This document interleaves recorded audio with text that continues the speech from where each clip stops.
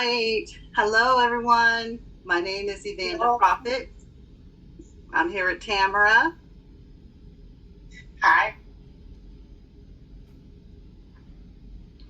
Hi, Tamara.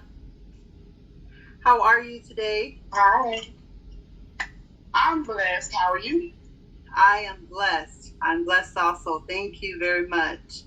So I appreciate you, Tamara, being on here with me today. Of course, we're here to talk about a very important topic, particularly for the Black community, as it pertains to some of the trauma that we've been through racially. So today we want to talk just a little bit about healing from racial trauma, but we want to give a definition of what racial trauma really is, and also talk a little bit about some of the signs of racial trauma, how someone can assess whether or not they have um, been traumatized racially. Right. Okay. Yes. Okay, so my definition, Tamara, of racial trauma is an ongoing emotional response to racial prejudice, racial terror, racial apathy, or any type of racial aggression.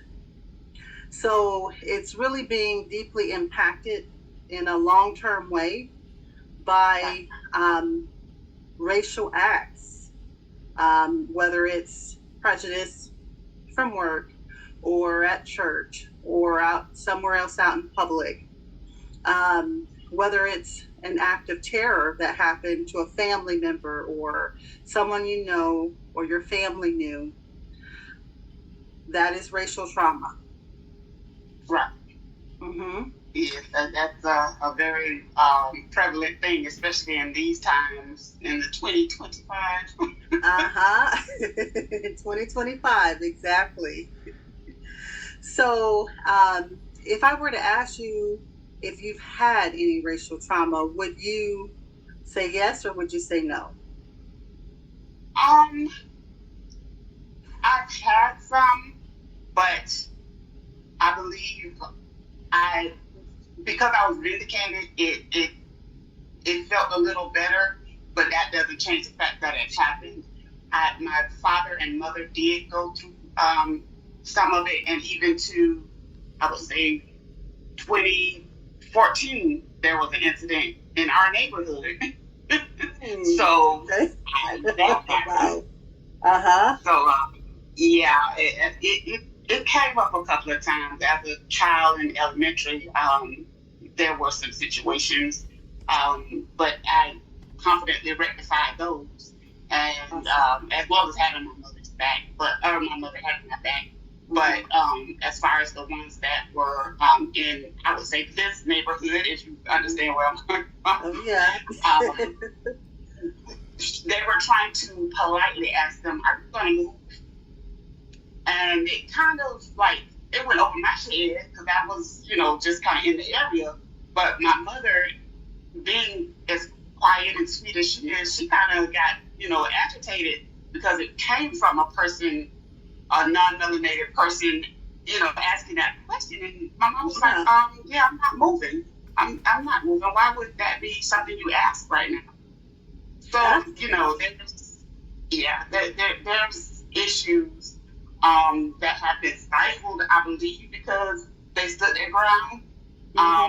But I believe if the person had the chance again, they would probably try to say something like that.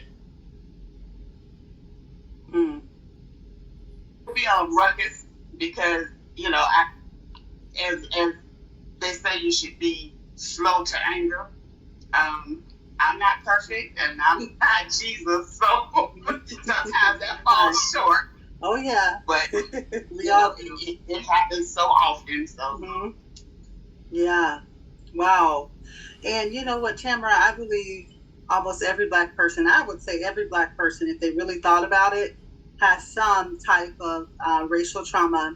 And not only Black people, but particularly for the sake of today's conversation, we want to focus on racial trauma as it pertains to the Black community.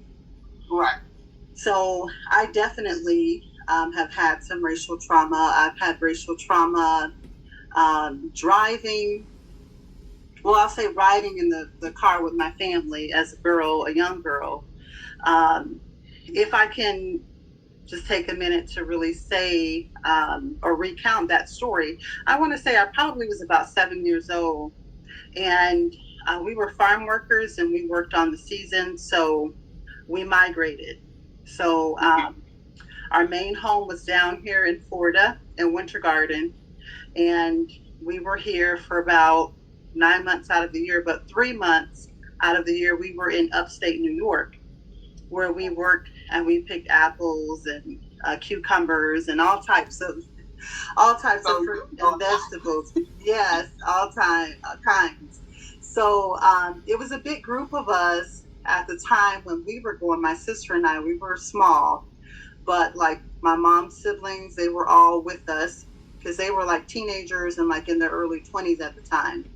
My mom was in her 20s, early 20s, or maybe late 20s at that time. And we lived with my grandparents. And so that's the type of work they did. They grew up doing that throughout their entire childhood. Thankfully, we stopped going up there when I was like 8. So this particular year, we were driving back to Florida, and we always had to take a van because it was so many of us. And we had a little trailer that we would pull with like all of our stuff in there, our luggage, any apples or whatever we were bringing back. So one of the tires went out on the back trailer, so we had to get off the interstate, pull off on an exit, and we pulled into like a grocery store's parking lot. And I remember us being there in the parking lot, and we were just kind of, I remember my grandparents talking about, what they were going to do, what we could do or what have you to get help. Well, the store was closed, and there was no one else there, no other cars there but our van. So my grandmother, one of my aunts, and one of my uncles, they eventually got out of the van and walked up to the payphone to call someone, whoever they called, I'm not sure. But anyways,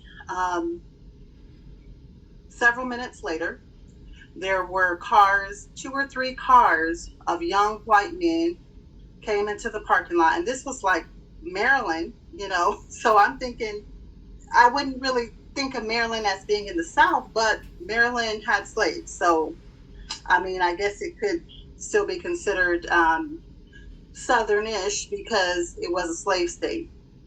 Right. So they, in their cars, they started circling around our van, yelling obscenities, calling us the N-word. It's not downtown. That's what it sounds like. Oh, wow. Yep, that's what it sounds like. Yeah, they were calling us the N-word. And I was 7 years old, and I remember being like so scared.